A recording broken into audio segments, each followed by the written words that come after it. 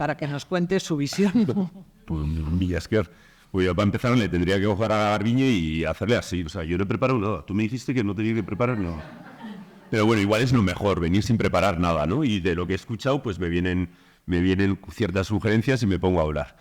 A ver, han empezado hablando de las flores. Entonces, las flores en mi vida, cómo han ido marcándome a mí el proceso de mi vida.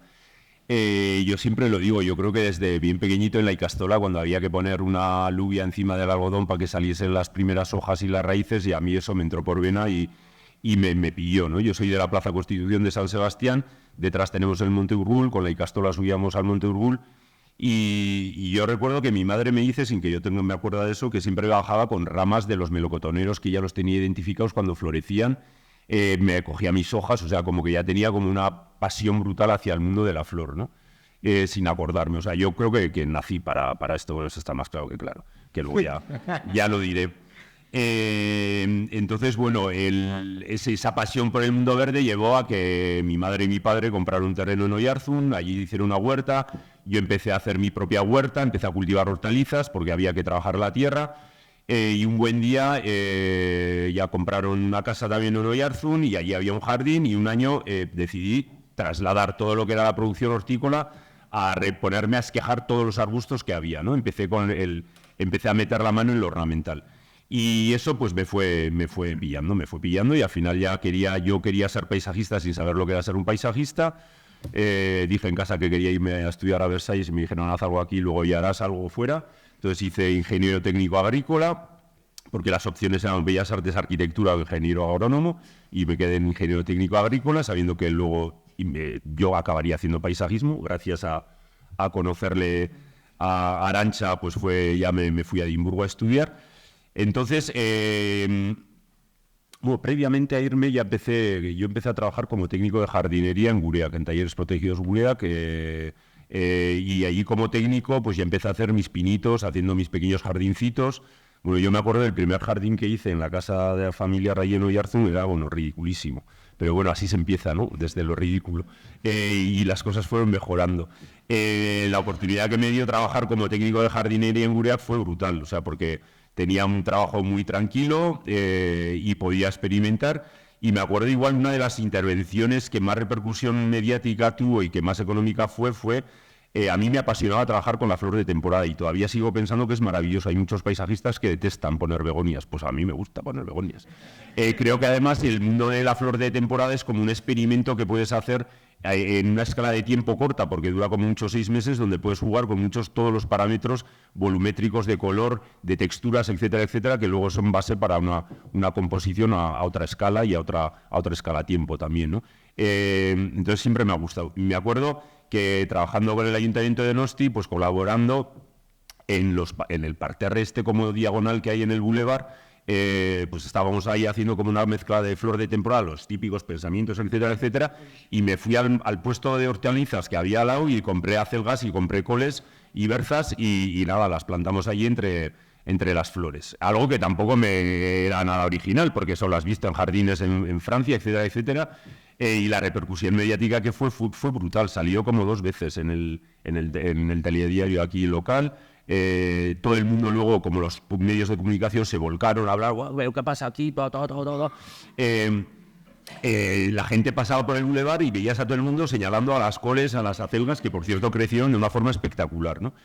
Entonces, ver cómo de cualquier forma puedes llamar la atención, y eso es algo que siempre me ha parecido interesante, ser un poco punky en ese sentido de mejor que hablen, aunque sea mal, pero que pasar desapercibidos como lo más triste, ¿no? O sea, si hablan, ya están hablando, entonces ya estás dejando como un poco de cola, ¿no? Y eso es interesante. Otra de las aportaciones de la cual me siento cada año súper satisfecho y conmigo mismo es una experiencia a través de ver un árbol en flor en Donosti un año, que es un cerezo, el Prunus yedoensis, que ahora ya es bastante habitual entre nosotros, pero entonces no. Aquí en San Sebastián, en la Plaza de Centenario, en un jardincito público, hay un cerezo que lo regaló un embajador japonés a la ciudad de Donosti. Se plantó allí, todavía perdura el árbol, la verdad es que no ha crecido demasiado, pero ahí está el arbolito. Y yo me acuerdo una primavera, un final de invierno, pasar por al lado de ese cerezo en plena floración y fue como de ¡guau! Hostia, ¿qué es esto? O sea, ¿qué es esta puñetera nube blanca posada en en un tronco, o sea, porque era como pues, una nube de flores y esto que dice, guau, eso, no, la flor te llega, se me empieza a poner la carne de gallina, te llega, ¿no? Es el momento de floración. Entonces es como, guau, yo quiero, ya estaba trabajando en Gurea como técnico de jardinería, entonces yo quería empezar a plantar ese árbol porque, claro, después de ver ese espectáculo esto hay que repetirlo. No había más que un vivero justo en Pamplona, los viveros Villa Miranda, que venía, cogía ramitas para injertarlos de este cerezo, que producía una producción súper limitada. Le comprábamos todo, pero queríamos más. Entonces ya a través de un vivero de aquí con el que trabajamos mucho, Lafite, que está en el Lau Vasco francés, en Mendión, le empezamos a demandar. Ellos no lo tenían en producción, pero nos consiguió un vivero en Francia que lo producía, nos lo mandaba y ahí empezamos a generar una demanda sobre ese cerezo, que hoy en día es uno de los árboles típicos en toda la parrilla de los viveros que trabajan en esta zona, y es un árbol que se ha plantado masivamente en muchas zonas. Yo concretamente, pues aquí en ayuntamientos como en municipios como Hernani, en Astigarraga, en Donostia, en Irún, en Tolosa, hemos plantado infinidad de ellos. Y bueno, el subidón final de invierno, esos días que empieza a hacer buen tiempo, que tú ya estás harto del invierno, pero ya de repente el tiempo te dice, guau, esto ya empieza. Y te explota el cerezo. Puede durar 3 días la floración, pero esa floración es que, guau, te cagas encima. O sea, es como que, yo en Hernani he hecho el testar, o sea, verlos en plena floración, ir a verlos y quedarme durante un buen rato para ver cuál era la reacción de la gente ante tal grado de belleza que pude constatar que no pasa desapercibida por nadie. O sea, todo el mundo, si iba solo, se quedaba mirando los cerezos porque no podías pasar ante una belleza tan grande de una forma, pues no apreciándolo. Y si ya iban más de 2 personas, todo el mundo lo comentaba, ¿no? Igual que pasaba con las acelgas y las coles entre la flor de temporada, con los cerezos también, ¿no? Entonces es como una intervención. Yo ya acabo de cumplir 57, ya llevamos una vida trabajando en esto, y ese yo creo que es uno de los legados del que me puedo sentir más orgulloso, haber contribuido a generar un patrimonio de cerezos que hay municipios, ya te digo, Hernani, Astigarraga, que me río yo de Japón. O sea, tranquilamente podrían venir todos los japoneses aquí a celebrar la fiesta de la Sakura porque es brutal. O sea, es una floración brutal que atrae un montón de abejas, que curiosamente luego es un cerezo que prácticamente no desarrolla cerezas, o sea, hace unas mini cerecitas, pero ahí oyes el zumbido de las abejas, y luego ya cuando empiezan a caer los pétalos es una maravilla, ¿no? Y es una belleza efímera que yo creo que lo bonito pues tiene que ser efímero, ¿no? Luego dicen, es que dura poco, ¿para qué quieres que dure más? O sea, disfruta que además siempre toca uno de esos días de finales de invierno que son maravillosos, ¿no? Entonces, eso es una de las cosas de las que me siento muy, muy orgulloso. Luego, ¿qué os voy a decir? Así, a ver, yo llevo toda la vida trabajando en esto, y para mí, yo tengo que hablaros de mi libro, que por cierto, me quedan 7 ejemplares para vender. Pero, a ver, habla de tu jardín. Pero porque, a ver, mi libro es mi jardín. Vale, es mi vida. Habla de lo que quieras. A ver, yo no puedo más que hablar de lo que me ha pasado a nivel personal con el Jardín Lurgarden y con todo lo que me sigue pasando con ese jardín, donde casi dejo la vida haciéndolo el jardín, ¿no? O sea, yo creo, de hecho estoy cada vez más convencido que yo nací para hacer ese jardín, que estaba escrito. O sea, si se dice que todo el mundo nace con un propósito en la vida, pues mi propósito era construir ese jardín. O sea, la vocación por este mundo era desde bien pequeño.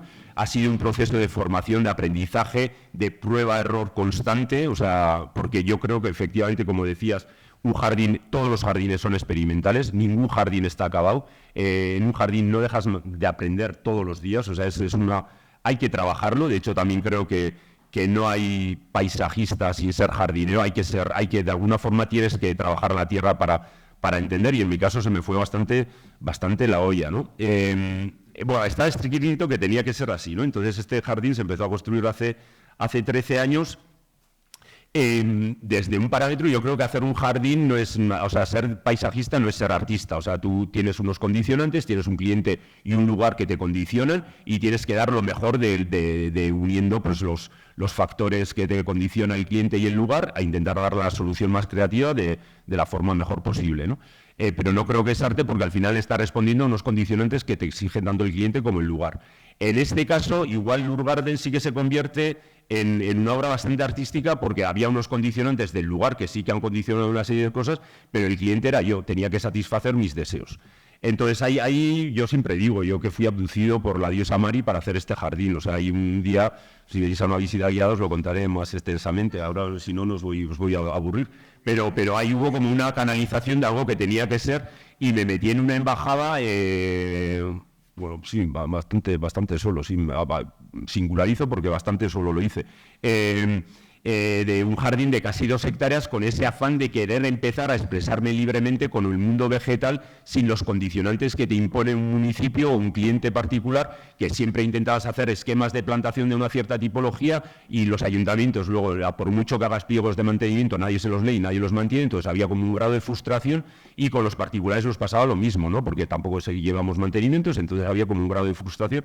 Entonces, para satisfacer esa necesidad y esa ambición y ese deseo de generar algo, pues allí surgieron pues casi 15 espacios temáticos y 15 jardines donde era un lienzo en blanco inmenso y un montón de trabajo para hacer por delante para ir eso, intentar, pues no sé, yo era muy fan de todo el trabajo de Piet Oudolf, hay que trabajar con vivaces, era un maniático de las vivaces, odiaba las coníferas, como nos ha ocurrido a todos. Yo ahora empiezo a plantar coníferas, ahora las vivaces digo pues para los holandeses, porque a mí se me mueren todas, viva la flor de temporada, o sea que es un proceso de adaptación y de cambio, y lo que antes no está. Y Hibiscus iriacus no he plantado nunca, empiezo a plantar Hibiscus iriacus, o sea, no sé, algún día empezaré a plantar adelfas, cogerme si lo hago, bueno, lo hago aquí no dejarme.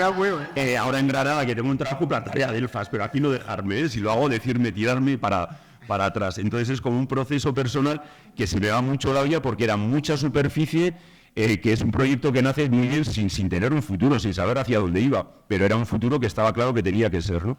Entonces ha habido una cantidad de pruebas, error, trabajar desde un grado de obsesión y evasión también, porque mi relación personal con Juan empezaba a estar fatal, yo no sé hasta qué punto mi obsesión por el jardín hizo que mi relación con mi exmarido estuviese ya temblando y qué es lo que llevó a qué, pero bueno, es verdad que yo me obceco por el jardín, me anulo yo mismo, yo dejo de quererme, o sea, yo no existo, es como, yo siempre digo que es como si hubiese adoptado quintillizos dependientes en absoluta soledad, porque no olvidaros que un jardín es un espacio dependiente, o sea, el jardín depende del jardinero, de hecho, si un jardín es algo, es un espacio dependiente del jardinero. El jardinero decidirá cómo, si lo deja abandonado, un jardín abandonado será jardín si hay un jardinero que ha tomado esa decisión y si sigue estando ahí. Un espacio de jardín abandonado sin que nadie lo gestione deja de ser jardín y se convierte en naturaleza, ¿no? Entonces hay esa relación ahí, entonces yo me convierto en un agente obsesivo que me abandono completamente, empiezo a pelear contra ciertos elementos que me hacían la puñeta, como pueden ser los topillos. El topo nunca me ha molestado. Al final se hacen las toperas ahí en el césped, pero el topillo es un bicho, un roedor que habita bajo tierra y que se come infinidad de raíces y concretamente se come las raíces de grandes vivaces que me encantan, como las echináceas, las dalias. Entonces me veis a mí de repente que yo quería tenerlas, plantándolas en cajas de plástico para que el topillo no pudiese entrar, a veces entraba dentro y se las comía. Otro enemigo brutal aquí en el norte son las babosas y los caracoles, que es como de guay, salía de noche con unas tijeras a matarlos. Me hice una colección de ostas porque me apasionaban las ostas, tenía como 50 colecciones de ostas, salía todas las noches con la frontal ahí con la tijera, mataba, y aun y todo llegaban para agosto destrozadas porque se las seguían comiendo. Entonces ahí había como un grado de lucha continuo que esto lo cuento porque bueno, luego le doy la vuelta, ¿no? Entonces, en todo este proceso de que yo estoy ahí enfocado a hacer este jardín sin saber muy bien para qué lo estaba haciendo, sí que soy consciente que nació con una vocación pública, pero bueno, lo tenía que hacer, me tenía que expresarlo, es como la obra de mi vida. Entonces, bueno, pues hace como 3 años es cuando yo ya por fin me divorcio, toco fondo, me rompo en dos, o sea, me quedo sin toda esa energía que era visceral, me desaparece, y es un momento que yo creo que mi diosa Mari, que es la que me tuvo aquí como esclavizado, me dice, ahora frénate, tío, y tienes que buscar dentro de ti y empieza a trabajar tu interior. De hecho, esa primavera que yo andaba como una mierda, que no tenía fuerza para nada, le pedí a mi diosa que me ayudase y me ayudó con la primavera mágica que recuerdo y pude ir desarrollando todos los trabajos del jardín progresivamente sin que me supiese un gran esfuerzo, ¿no? Entonces, en ese proceso de ir mejorando como persona, cuando ya estos quintillizos han pasado de ser bebés y ya son adolescentes o ya incluso se han emancipado, se han ido de casa no se van porque son dependientes. O sea, son dependientes, pero bueno, ya no necesitan papilla. O sea, ya pueden ir solos, ¿no? Mi relación con mi interior empieza a cambiar. Eso, la meditación y el yoga me llevan a una serenidad interna, a tener una paz interna y a ver que en la vida pues que no hay que pelear, que hay que vivir en absoluto amor y que hay que evitar las peleas. Al punto que yo, hace 2 años, cuando ya entiendo todo esto, decido hacerles la paz a los topillos. Digo, venga, me dais igual. Hacer lo que queráis, pero ya no voy a pelear contra vosotros. A todo esto, contra los topillos, había intentado de todo. Una máquina que inyectaba gas al suelo para matarlos, trampas, obviamente, venenos, ultrasonidos, tengo 4 gatos, nada, el topillo ahí seguía. Pues fue a hacerle la paz al topillo y de repente el topillo como que, uy. Y yo dije, que se han ido, que ya no tengo topillos. Obviamente nos han ido, ahí están.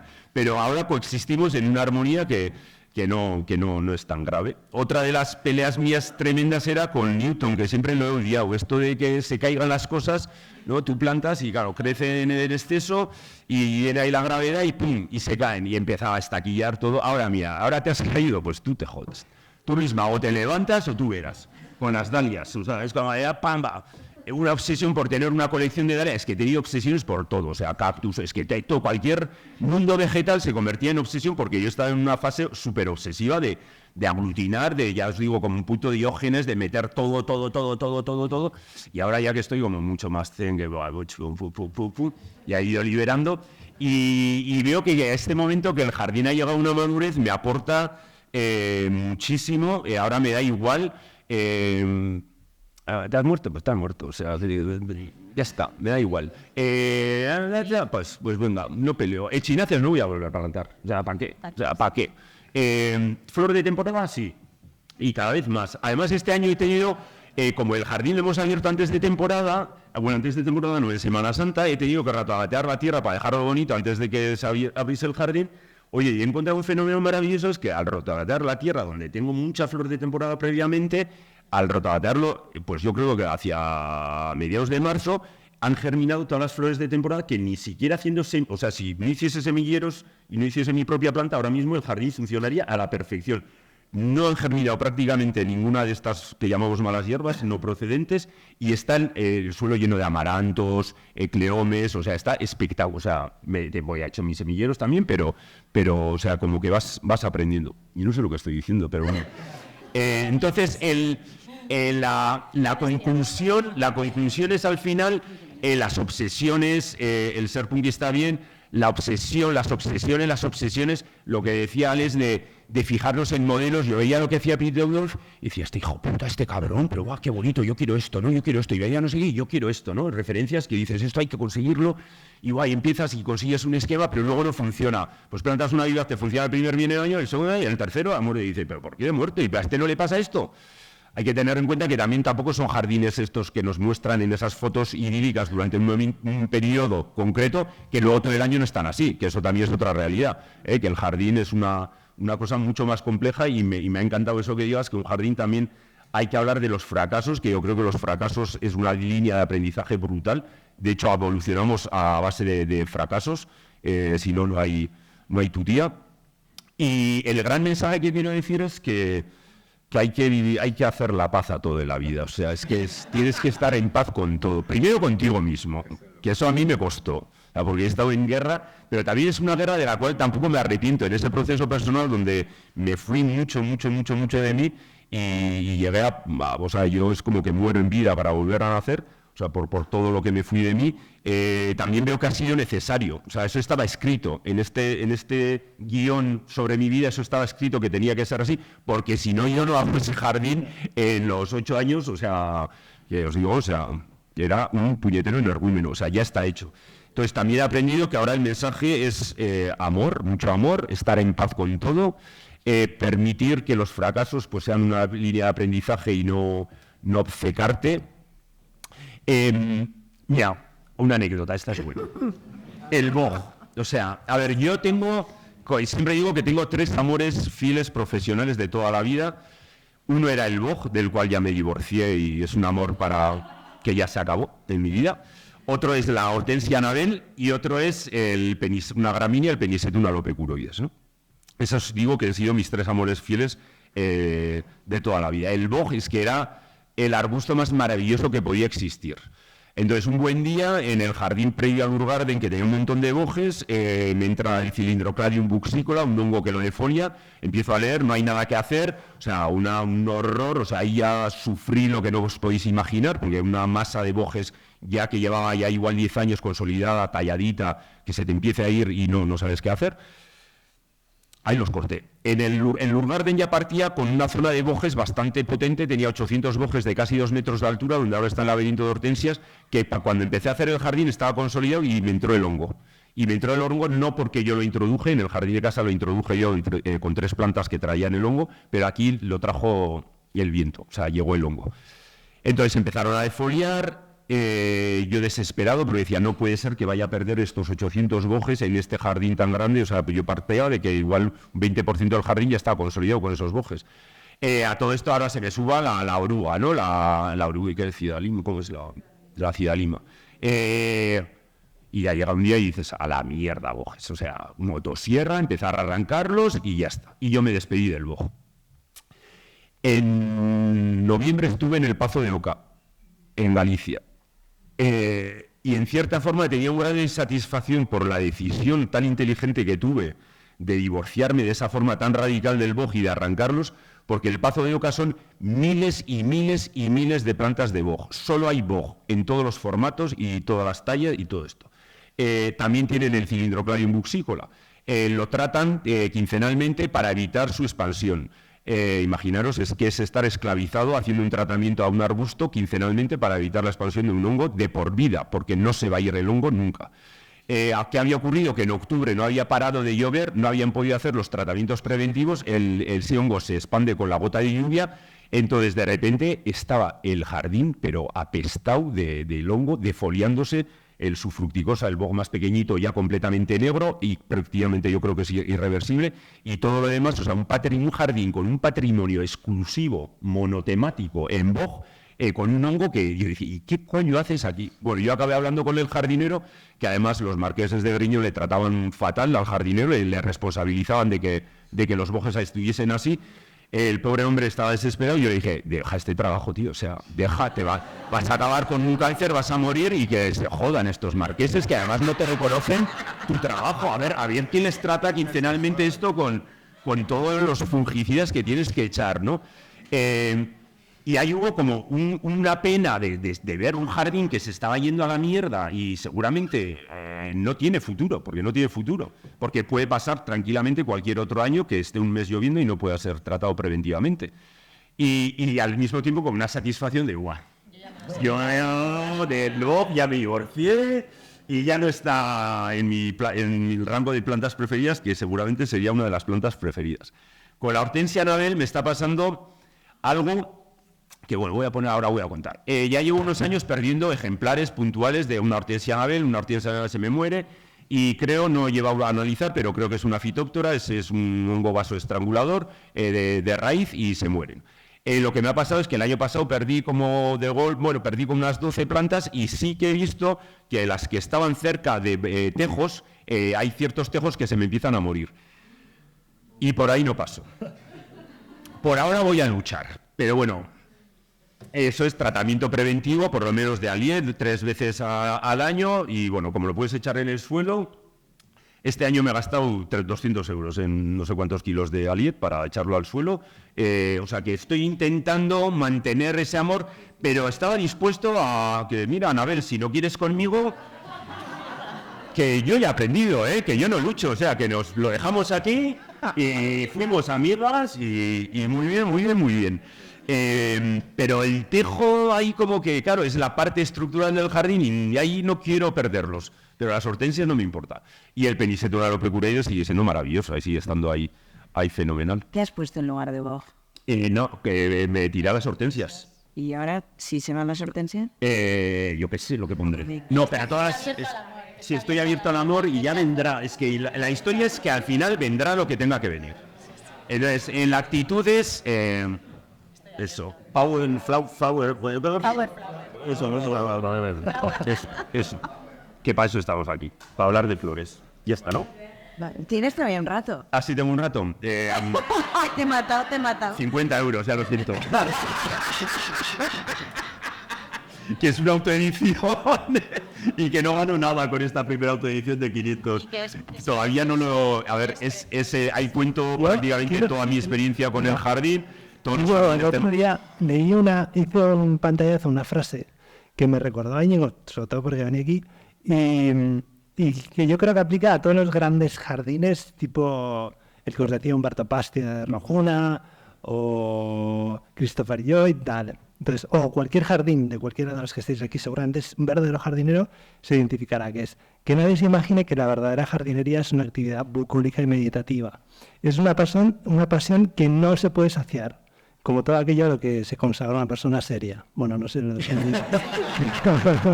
pero lo de que no se puede saciar. Sí. Con el que, ¿no? Pero sí que es verdad que yo ahora estoy en una fase como que creo que ya he hecho lo que tenía que hacer y ha cambiado mi actitud hacia todo. O sea, ya los proyectos con los que trabajo, aunque hay veces que me gusta la realidad cuando he sido... Pero porque tú has tocado ya... Yo ya, como digo, me puedo morir.